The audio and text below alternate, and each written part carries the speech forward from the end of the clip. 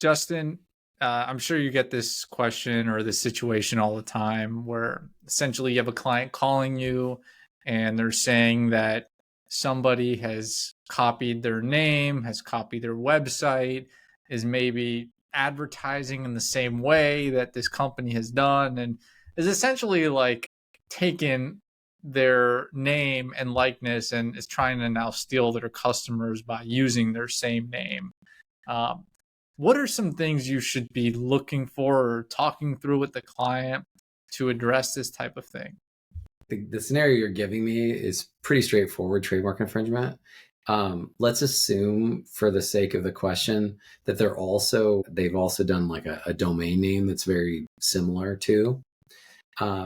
So your first thing, you always want to do a little bit of an investigation just to figure out the scope of what's happening, and then document all that.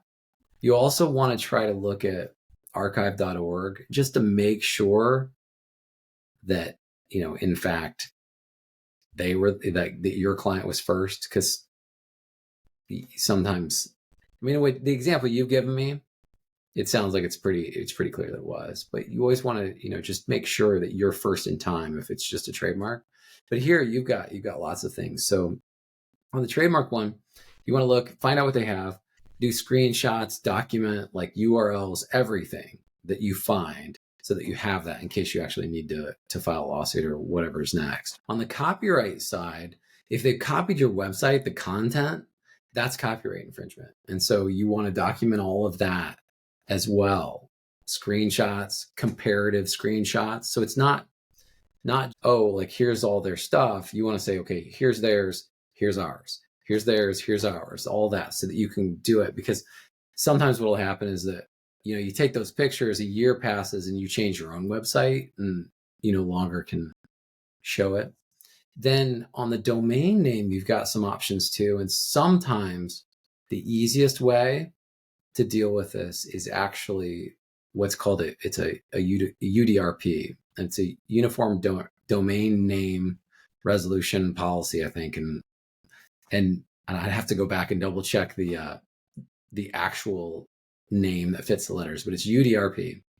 And what this is that when you sign up to register a domain name, you make certain agreements, and one of them is that you agree to arbitration.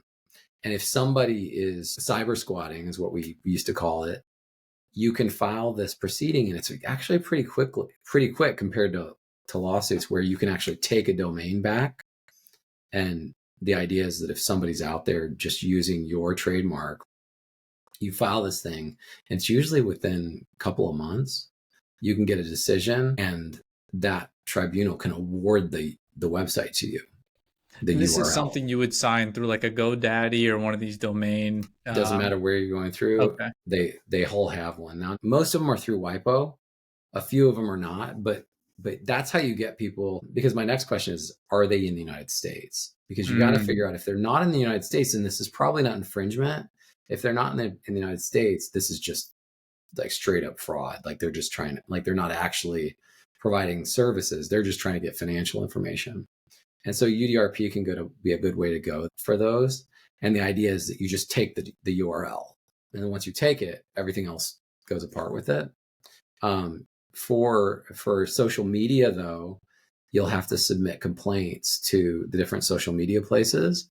And a lot of times what companies will do is then register their own name, their own trademarks with each of those social media companies. And that allows them to have more control over the other people popping in and using those. So yeah, it's a lot to do, but that's what we do. But the first one business is to document everything, because it is, and it's terrible when this happens. I mean, it's so stressful and frustrating.